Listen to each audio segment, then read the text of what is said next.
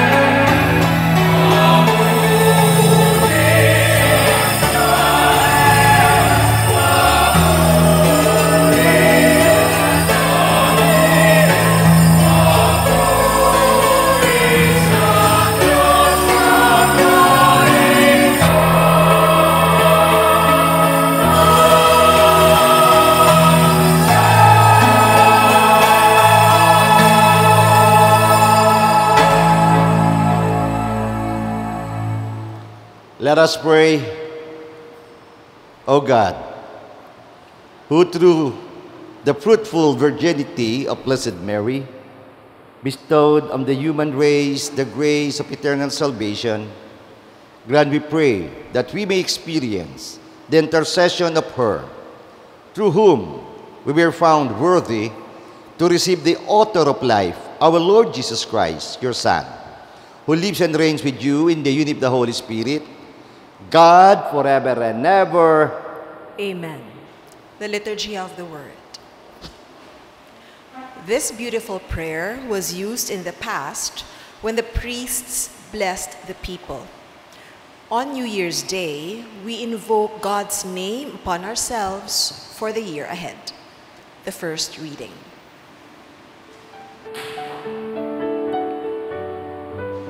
A reading from the book of Numbers. The Lord said to Moses, "Speak to Aaron and his sons and tell them, this is how you shall bless the Israelites. Say to them, the Lord bless you and keep you. The Lord let his face shine upon you and be gracious to you. The Lord look upon you kindly and give you peace. They invoke my name upon the Israelites, and I will bless them." The word of the Lord. Thanks be to God. May God bless us in His mercy. We repeat, may God bless us in His mercy.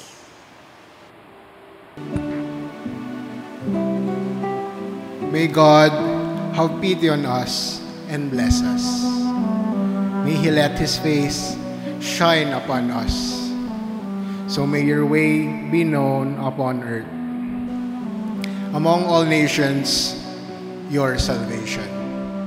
May God bless us in His mercy.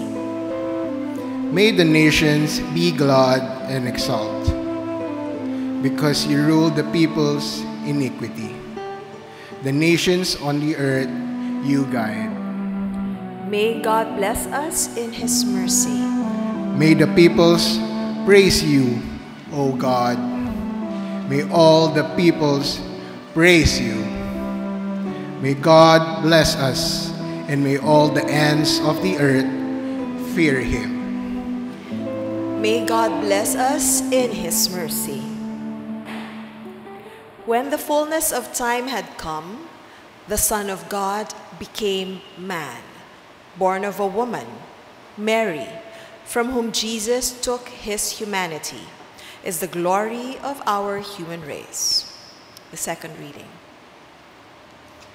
A reading from the letter of St. Paul to the Galatians.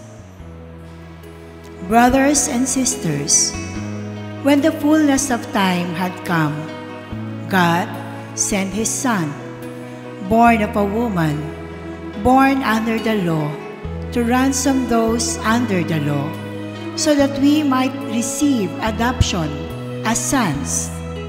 As proof that you are sons, God sent the Spirit of His Son into our hearts, crying out, "Abba, Father."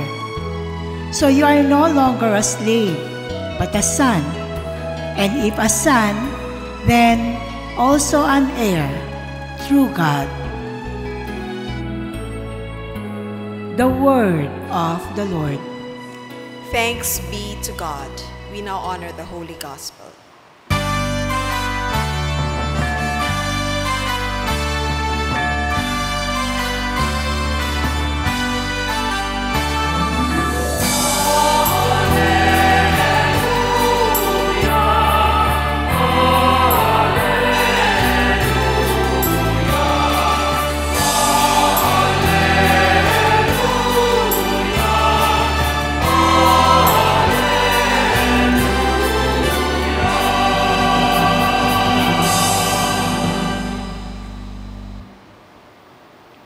The Lord be with you. And with your spirit. A reading from the Holy Gospel according to Luke. Glory to you, O Lord. The shepherds went in haste to Bethlehem and found Mary and Joseph and the infant lying in the manger. When they saw this, they made known the message that had been told them about this child. All who heard it were amazed by what had been told them by the shepherds. And Mary kept all these things, reflecting on them in her heart. Then the shepherds returned, glorifying and praising God for all they had heard and seen, just as it has been told to them. When 8 days were completed for his circumcision, he was named Jesus, the name given him by the angel before he was conceived in the womb. The Gospel of the Lord. Praise to you, Lord Jesus Christ. Ngayon po, ating gunitain ang isang magandang awitin patungkol sa bagong taon. Pakinggan natin ang awit papuri. Bagong taon ay nagkabubuhay, ang lumigaya ang ating bayan. Tayo'y maghirap upang makamtan natin ang kasaganahan. Amen! Ano ang nais nating makamtan? Makamtan natin ang kasaganahan. Kaya ngayong unang araw ng bagong taon 2025, damahin natin ang kasaganahang nag-uumapaw na biyaya, overflowing of blessings. Siyempre, goodbye and thank you 2024. Meron ba tayong malungkot at masamang karanasan? Iwanan na natin yon. Meron bang mga failures? May mga wrong decisions ba? Medyo nagkamali ba tayo sa pagpili sa love life? Iwanan na natin yon. We will focus on blessings. We will focus on Jesus. Paano natin ipagdiriwang ang bagong taon 2025? Gustong-gusto ko yung sinasabi ni Peter Diamandis, yung lagi ko ring kino-quote na libro doon sa Abundance. The future is better than what you think. Ang sabi niya, we should have MTP. And what is MTP? Massive Transformative Purpose. Ano ba yung gusto natin sa bagong taon 2025? Hindi lang ordinary purpose, but massive transformative. At sinong naiisip ko? Sa tao, mga taong nasa mundo, gusto kong ibahagi ngayon yung buhay ng the richest man in the world, Elon Musk. Ano ang kanyang mga kumpanya? He started the electric vehicle or EV, Tesla. Natapos ba sa Tesla? Hindi. Siya nga rin ang gumawa ng PayPal eh. At ngayon, kung meron siyang sasakyan sa lupa, kanya pa rin yung SpaceX. Hindi lang pupunta sa buwan. Ano ang mission na gusto niya? Pumunta sa Mars. No? At hindi lang yun. May sa mundo, sa lupa, may sa space. Aba, mayroon din siya doon sa underground. Boring company. Underground highway. At mayroon pang isa. Kung gusto nyo ng magandang internet, meron siyang Starlink. Meron pang Petmalu. Ano yon? Neuralink. Yung chip, nako, lalagyan lang yan ng isang chip. Nako, parang ang utak mo, maikakabit sa computer. At yung, siyempre, yung Twitter, kanya na rin ngayon, X. Bakit ko ito sinasabi? Because Elon Musk believes that he wants that our life here on earth to improve. Yun ang kanyang gusto eh. At ang humanity, merong mang mangyari sa mundo, maliligtas, makakapunta sa Mars. Pero ano naman ang kaugnayan niyan ngayong New Year? 2,000 plus years ago, our Savior was born.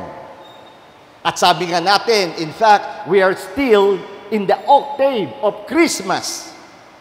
Bakit naging tao ang Diyos? Bakit isinugo ng Ama ang kanyang kaisa-isahang anak? Ito ang dahilan bakit naging tao ang Diyos. Bigyan tayo ng kasaganahan ng biyaya. Amen? Yun ang gusto niya. Not only to become rich materially, more than that, Jesus wants us to become spiritually rich. Anong ibig sabihin yon? Tayo ay magkamit ng buhay na walang hanggan. Hindi lang mararating ang Mars, dapat nating marating ang langit. And in today's gospel, sa Ebanghelyo, gusto kong tutukan yung nangyari sa mga shepherds. Ano nangyari sa mga pastol? Nakita ng mga pastol ang mukha ng biyaya. Pwede bang titigan mo ang iyong katabi? Tingnan mo ang kanyang mukha. Yan ba ang mukha ng biyaya? Wow! Di ba? Ano nangyari sa mga pastol? They walked. And when they reached the place where the Savior was, they saw the face of blessings. Why? They saw the face of Jesus. Nakita nila ang mukha ni Jesus. At ang mukha ni Jesus, ito ang mukha ng biyaya. Ano pang biyaya ang higit sa biyaya ni Jesus? So with that, ang tanong natin, as we now enter this new year 2025, nakikita ba natin ang mukha ng biyaya ngayong bagong taon 2025? Kaya nga sinabi natin kanina, goodbye sa mga masasama, masasakit, hindi magagandang karanasan ng 2024. Gayunpaman, thank you 2024. Marami tayong natutunan, maraming biyayang natanggap. But let me share something about the vision. Anong sinasabi natin pagdating sa mata? Vision 2020. Anong ibig sabihin nito? Ito ba ay perfect vision? Pag sinabing merong 2020 vision, may doktor tayo dito, medical doctor, no? Si Dr. Limuel. Perfect vision ba ito? Hindi. Yung 2020, anong ibig sabihin yon? It only talks about normal visual acuity. Wow! Anong ibig sabihin yon? Ito ay patungkol sa clarity and sharpness of our eyes. Kapag 2020, ang iyong paningin, within 20 feet, you have clarity and sharpness of vision. Ibig sabihin, malinaw ang pagtingin mo. Kaya tingnan mo ang katabi mo. Ang ganda ba? Uy, talagang malinaw ang pagtingin mo. Maganda ang iyong katabi. Di ba? Ano bang ibig sabihin yon? Alam niyo po, sa buhay ngayon, tingnan natin ang pagkakaiba ng blind sa visually impaired. Pag tayo'y nawala ng ability na makakita, the loss of ability to see, we become blind, we become bulag. Pero, merong visually impaired, meaning, the distant vision impairment. Medyo malabo ang pagtingin. Kaya pag malabo, far-sighted or near-sighted. Ang galing, ano? So, anong ibig sabihin yan? Yung sinasabi nating vision impairment, globally, at least, ilan yung may salamin dito ngayon? Sabi nila, 2.2 billion people have a near or distance vision impairment. Ganun karami. 1/4. Eh yung mga, how many blind people on earth? Tingnan niyo po itong statistics. The estimated number of blind persons increased by 42.8% from 34 million in 1990 And 4 years ago, in 2020, it increased to 49.1 million. Ito ang mga bulag sa mundo. So ang tanong natin, nakikita ba natin ang Diyos sa mga tao at bagay? Kaya Agap, tingnan mo rin yung katabi mo. Nakikita mo ba kay Sister Michelle ang Diyos? Ang galing ano? Anong ibig sabihin yan? Sino ba at ano ba ang nakikita natin? Nakikita ba natin ang Diyos sa tao o sa bagay? Nakikita ba natin ang Diyos sa ating mga problema? Nakikita ba natin ang Diyos sa gitna ng ating pighati at sa mga pagsubok na dumarating sa ating buhay? As we start the New Year 2025, it's nice to ask our own self with these questions. Kung oo, nakikita natin ang Diyos sa kabila ng ating mga pagsubok na dumarating sa buhay. Anong ibig sabihin? Aba, kung walang perfect vision sa antas na ito, we could say, meron din palang perfect vision, perfecting vision sa ibang baitang. May perpektong pagtingin. Anong ibig sabihin? Nakikita ang Diyos, si Jesus, ang banal na Espiritu Santo, sa mga tao, sa bagay, sa sarili. Nakikita ang Diyos. Anong ibig sabihin pag nakita na natin ang Diyos sa tao, sa bagay, sa sarili? This is what I personally call is spiritual perfect vision. Only on the level of the spiritual that there is perfect vision. Hindi ba't maganda as we enter this New Year 2022, magkaroon tayo ng ganitong uring pagtingin? Anong kahalagahan na ito? Ay di napakaganda. I call this perfect vision. Meaning, on the spiritual being, we seeing God. Tayo, nakikita ang Diyos, nakikita si Jesus sa mga tao at bagay. Nakikita rin natin ang Diyos sa ating sarili. Ito ang perpektong pagtingin. Pero mas meron pang malalim dyan. E paano, Father, kung hindi ko makita ang Diyos sa aking katabi? Hindi ko makita ang Diyos sa mga tao at bagay. Aba, kung mayroong perfect vision, and what is now the most perfect vision? This is now the twist. Kung hindi natin makita ang Diyos sa mga tao, bagay, sa ating sarili, ang Diyos ang siyang tumitingin sa atin. At nakikita ng Diyos, nakikita ni Jesus, nakikita ng Banal na Espiritu Santo, ang ating kabutihan, ang ating kagandahan, ang ating katotohanan sa kabila ng ating pagkakamali at pagkakasala. Amen? Hindi ba't napakagandang i-welcome ang bagong taon sa ganitong pananaw? Pakisabi sa katabi, nakikita ka ng Diyos. Nakikita ka ni Jesus. Nakikita niya ang iyong kagandahan, ang iyong kabutihan, ang iyong katotohanan sa kabila ng ating pagkakamali, pagkukulang at kahinaan.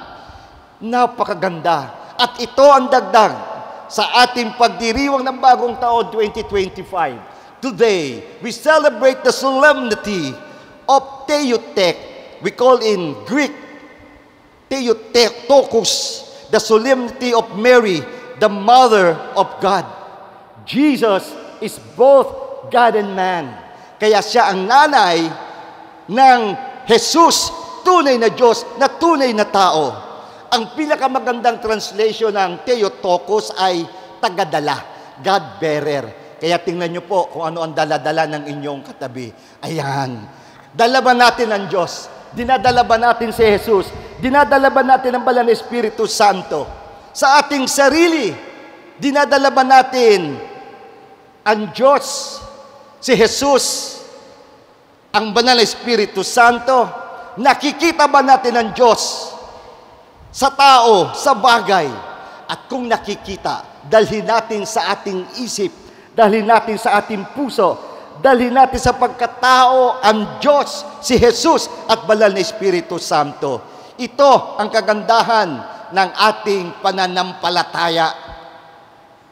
Ito ang bagong taon, bagong buhay, bagong paningin. Nakikita at dinadala ang Diyos. Nakikita at dinadala si Jesus. Tagadala ng kabutihan, kagandahan, at katotohanan. Nawa, ang bagong taon 2025, ngayong 2025, dalhin at isabuhay ang mga bagay na ito. Ang katotohanan, kagandahan, at kabutihan. Remember, dadalhin tayo ng ating dinadala. Ano ang nangyari kay Mama Mary?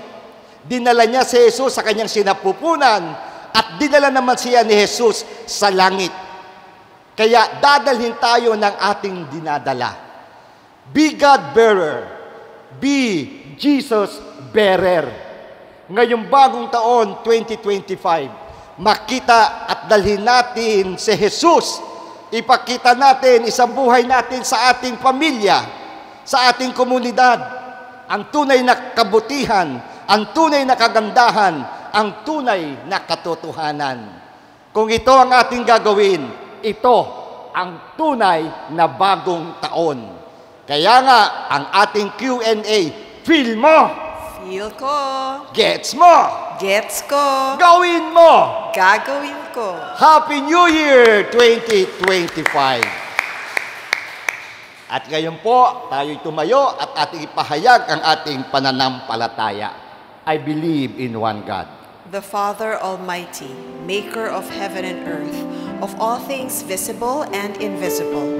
I believe in one Lord Jesus Christ, the only begotten Son of God, born of the Father before all ages, God from God, light from light, true God from true God, begotten, not made, consubstantial with the Father. Through him all things were made. For us men and for our salvation, he came down from heaven, and by the Holy Spirit was incarnate of the Virgin Mary, and became man. For our sake he was crucified under Pontius Pilate. He suffered death and was buried, and rose again on the third day in accordance with the Scriptures. He ascended into heaven, and is seated at the right hand of the Father. He will come again in glory to judge the living and the dead, and his kingdom will have no end.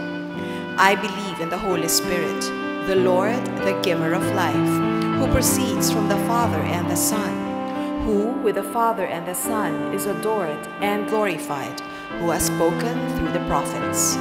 I believe in one holy, Catholic, and Apostolic Church.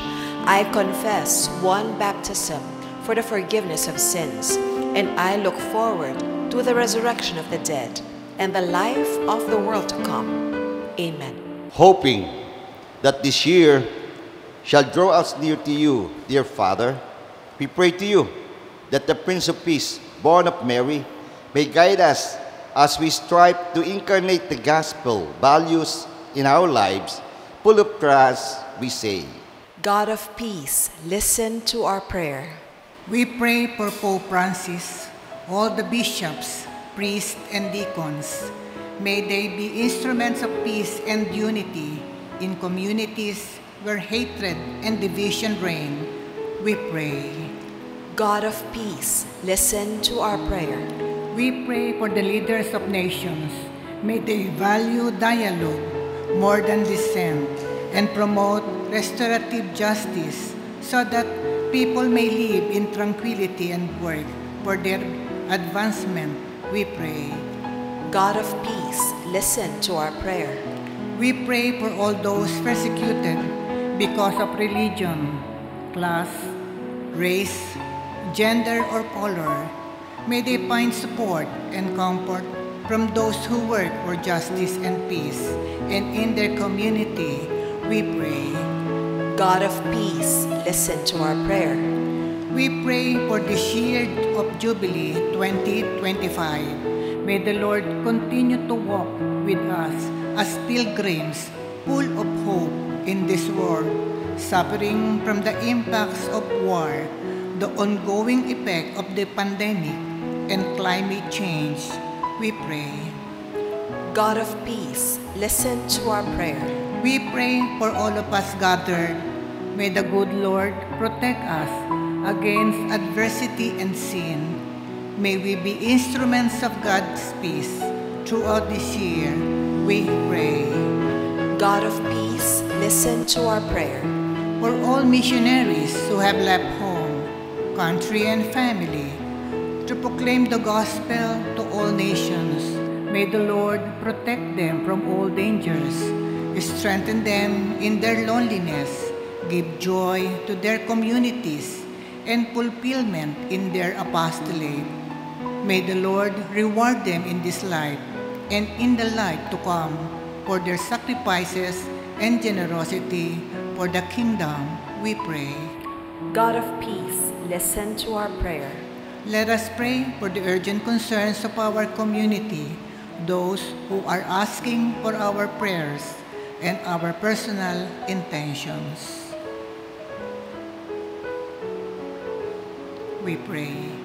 God of peace, listen to our prayer. Heavenly Father, hear our humble supplications. Help us spend our whole life in your service and bring peace to our brothers and sisters through Christ our Lord. Amen. The Liturgy of the Eucharist.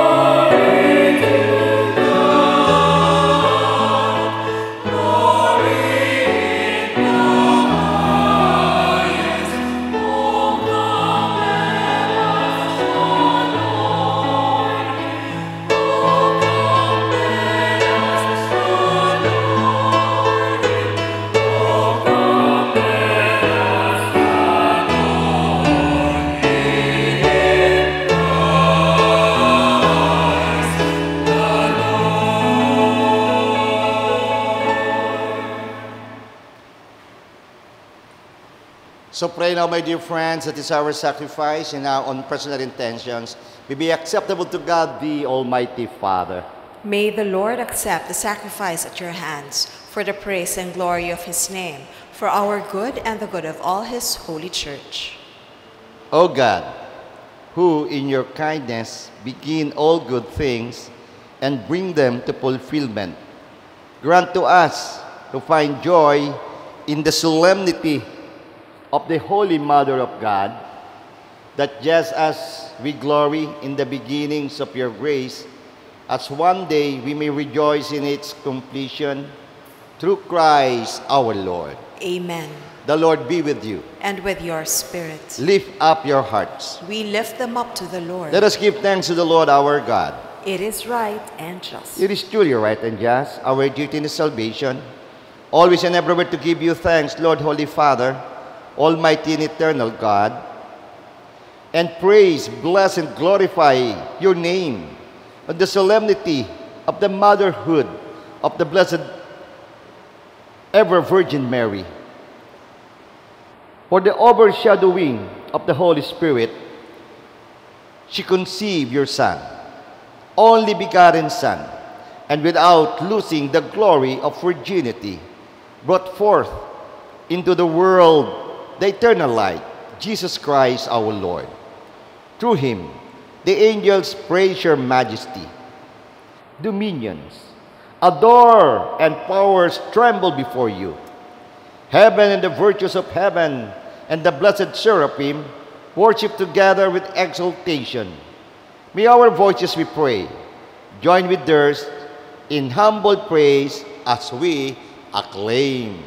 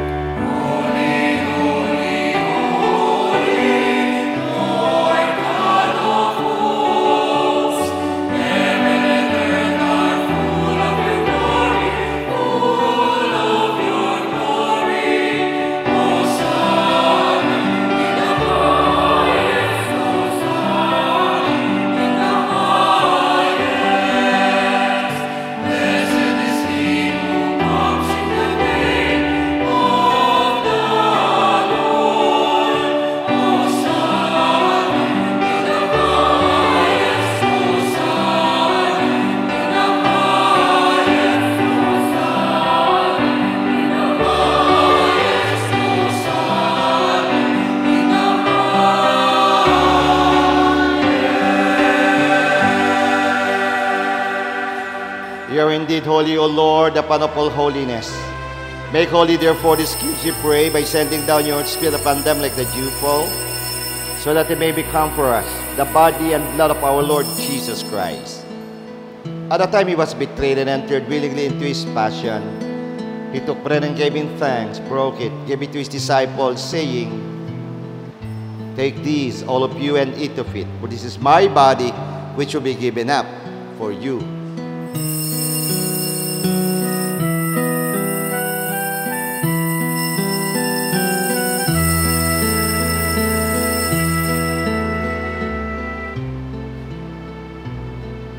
In a similar way, when supper was ended, he took the chalice, and once more giving thanks, he gave it to his disciples, saying, "Take these, all of you, and drink from it, for this is the chalice of my blood, the blood of the new and eternal covenant, which we pour out for you and for many for the forgiveness of sins.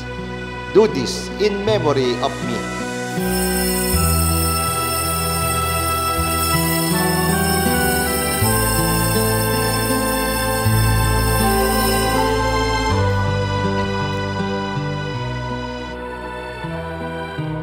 The mystery of faith.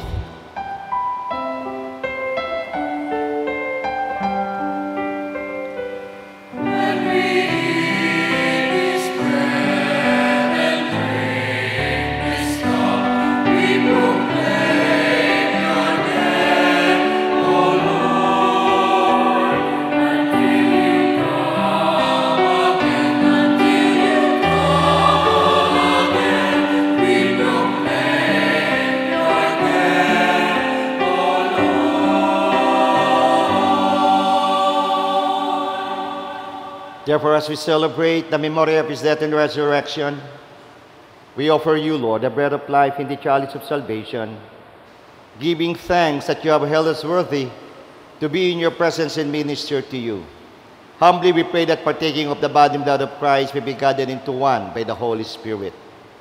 Remember, Lord, your church spread throughout the world and bring her to the fullness of charity, together with Francis, our Pope, Elias, our bishop, and all the clergy, the religious, your entire people. Remember also our sisters and brothers who have fallen asleep in the hope of the resurrection, and all who have died in your mercy. Welcome them into the light of your face. Have mercy on us, O Lord, we pray, that with the Blessed Virgin Mary, Mother of God, with blessed apostles, and with all the saints, St. Anno Janssens and Joseph Reynadimetz, the SBD martyrs, Blessed Josepa, Blessed Helena, and all your saints who have pleased you throughout the ages, we may merit to be co-heirs to eternal life, and may praise and glorify you to your Son, Jesus Christ. Through him and with him and in him, O God, Almighty Father, in the unity of the Holy Spirit, all glory and honor is yours forever and ever.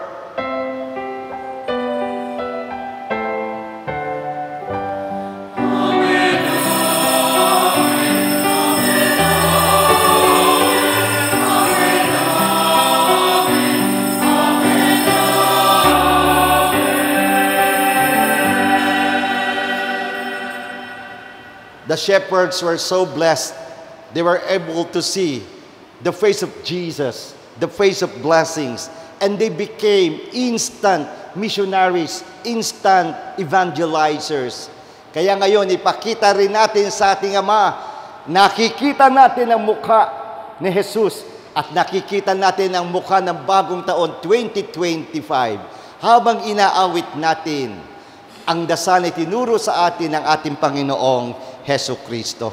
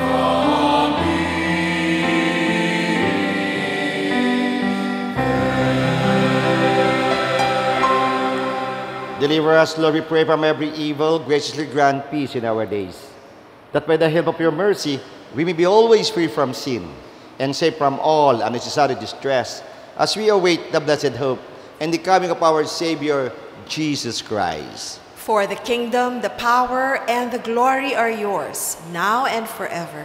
Lord Jesus Christ said to your apostles, "Peace I leave you, my peace I give to you. Look not, Lord, on our sins, but look on the faith of your church, and graciously grant her peace in unity in accordance with your will, who live and reign forever and ever." Amen. The peace of the Lord be with you always. And with your spirit. With Jesus, the Holy Spirit, and God the Father in our hearts, ibahagi po natin ang ating pinakamatamis ng ngiti bilang sagisag ng kapayapaan sa isa't isa.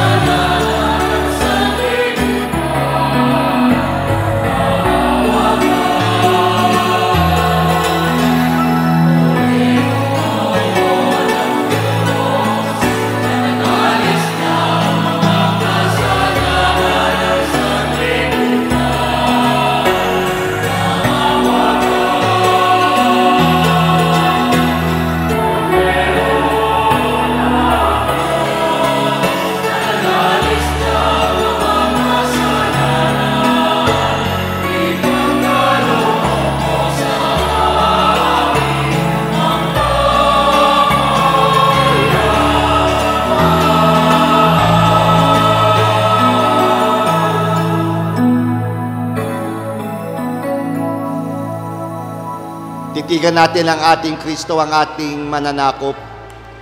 Look at our Savior, our Redeemer, our Lord Jesus Christ, the Divine Word. Our Emmanuel, God is with us. The Lamb of God, who takes away the sins of the world. Happy are those who are called to His supper. Lord, I am not worthy that you should enter under my roof, but only say the word, and my soul shall be healed. May the body and blood of Christ bring us to life everlasting. Amen.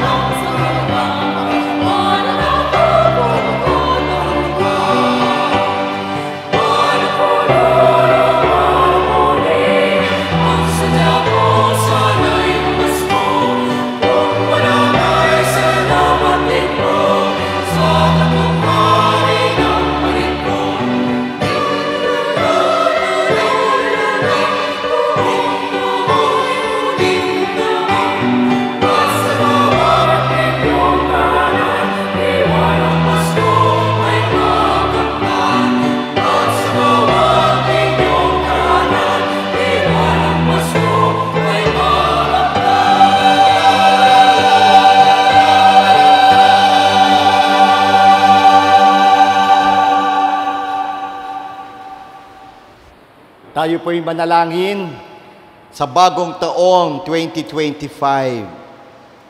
Heavenly Father, we praise and thank you for sending Jesus, our Savior, our Redeemer, our real blessing. Thank you also for sending Mama Mary. Thank you for this solemnity of Theotokos, Mother of God. Yes, Lord, make us grateful humans. Turuan mo kaming lagi magpasalamat sa mga biyayang aming natatanggap. Salamat sa iyo, Ama, sa lahat ng iyong nilikha. Salamat sa iyo, Jesus, sa pagsagip, sa pagligtas, at sa patuloy na pagmamahal sa amin sa gitna ng aming kahinaan at kasalanan. Salamat, Banal na Espiritu Santo, sa patuloy ng iyong paggabay sa aming buhay. Maraming salamat, Panginoon, sa mga taong iyong sinugo, na kung saan naaninag at nakikita namin ang iyong mukha. Maraming salamat sa mga taong tumutulong sa amin, sa mga institusyon, at sa bagong taong 2025, sa daming biyaya na aming natanggap, sa daming himala na aming nakita. Bigyan mo kami ng lakas upang kami sa aming makakayanan ay maglingkod na kagaya ng paglingkod na ginawa mo, Panginoong Jesucristo. So Lord, we trust in you as we welcome this New Year 2025. Make us your missionaries. Make us your evangelizers. Nawa, Panginoon, makapagbigay kami ng pag-asa. Makapagbigay kami ng tunay na tulong. At gayong aming pinagdiriwang ang World Day of Peace. Nawa maging kasangkapan din kami upang kami ay maging isang instrumento ng kapayapaan. Yes, Lord, we need peace in our own self, peace in our family, peace in our community, peace in our country, and peace in the world. Ang iyong anak na iyong sinugo na aming tagapagligtas ang tunay naming kapayapaan. Kaya, Panginoon, maraming salamat sa lahat ng biyaya, sa biyaya ng paghilom, at sa biyaya ng buhay na walang hanggan. Walang hanggang pasasalamat sa iyo, Diyos Ama, Diyos Anak, Diyos Espiritu Santo. Salamat, Mama Mary. Salamat sa mga anghel at santo. Maraming salamat sa lahat ng mga taong patuloy na naglilingkod at tumutulong na aaninag ang iyong mukha sa kanila, Panginoon. Maraming salamat. Praise be to you, O Lord, our God. Amen. Purihin natin ang Panginoon. At sa ngalan po ng Healing Eucharist Incorporated, I would like to express my sincerest gratitude to our chairman of the ABS-CBN Corporation, Sir Mark Lopez, to our president, Sir Carlo Katigbak, to our COO, Madam Cory Bidanes, to our head programming and on-air operation, Sir Ralph Minorca, to our head on-air operations, Ma'am Clyde Amarille, to our on-air operation, Ma'am Bim Villaruz and Ma'am Clara Bernardo, to the head studio operation, Ma'am Tan San Diego de Mapilis, and to our head RPG, Ma'am Apple Niepes, to our HR department, Ma'am Iris Jasmine Perez, and to TOC, Traffic, Property Management, Safety, Security, EGSI, Kapamilya Channel, TFC, Sky Cable, Jeepney TV, Teleradyo Serbisyo. At ganoon din po sa lahat ng ating ABS-CBN crew, sa ating cameraman, at yan po na sa control room, lahat ng kasama natin dito sa ating laging kasama sa misa, sa Healing Eucharist. And to our benefactors, thank you, salamat to Sir Erwin Tulpo and family, Sir Chiarito Tambunting Juan and family, Sir Rodel Manansala and family, Sir Lito Lapid and family, Ma'am Rita Cruz and family, to Brother Tito and Sister Elsa Abaricio, the Bernabe Construction Industrial Corporation of Asia, Miss Laarni Yu, Pagoda Philippines Incorporated, Ma'am Corazon Balinas, Brother Alan and Sister Linda Cheng and family, Brother Lito and Sister Piwi Villanueva and family, Dr. Luz and family, to Matthew and Rhea, Brother Renato and Sister Menchi de la Cruz and family, Sister Janet Bugayang, Sister Rose Bacani, and Sister Faith Abanyo, our commentator, Sister Christy and Gab Oreta, at sa ating ABS-CBN technical crew, to our technical director, Fred Dizon, to our vision mixer, Alvin D. Ramos, CCU, Marvin Bacolor, ABS, Disilo Andrade, and to our cameramen, Eric Falcon, Christian Royo, Amir Tamar, light director, Don Francisco, to our audio men, Wilfredo Saldua, Ed Oliver Maalindog, Dave Varias, and to the assistants, Ray Katahan, Jello Barnig, Marlo Marzo, Wilfredo Sirinas, Mark Jondok, Fred Alcabedos, and to our kasama sa Healing Eucharist, Marlo Macaraig, Jeffrey Manatad, Anthony Marquez, Sapir Abella, Crisologo Pangan, Nelia Adjena, at sa ating pong napakagandang choir, ang Awit Papuri Choir. Lahat po, palakpakan at pasalamatan nating lahat. Of course, nabanggit na kanina, sila Yes, nabanggit na po, sila Tita Linda, at of course, si Sister Michelle, si Bob, no? Sister Janet, at lahat ng Healing Eucharist na nandito. Maraming salamat po sa inyong lahat. Happy New Year 2025!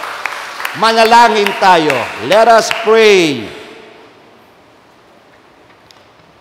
We have received this heavenly sacrament with joy, O Lord. Grant, we pray, that it may lead us to eternal life. For we rejoice to proclaim the Blessed Ever Virgin Mary, Mother of your Son and Mother of the Church, through Christ our Lord. Amen. The Lord be with you. And with your spirit. Bow down for the blessing. May God, the source and origin of all blessing, grant your grace, pour out His blessing in abundance, and keep you safe from harm throughout the year. Amen. May He give you integrity in faith, endurance in hope, and perseverance in charity, with holy patience to the end. Amen. May He order your days and your deeds in His peace. Grant your prayers in every place, and lead you happily to eternal life. Amen. And may the blessing of Almighty God, the Father, the Son, and the Holy Spirit come down on you and remain with you forever. Amen. Our Eucharistic celebration has just ended, but our mission begins. Go with Jesus, go with the Holy Spirit, go with God the Father, because God goes with you. Thanks be to God.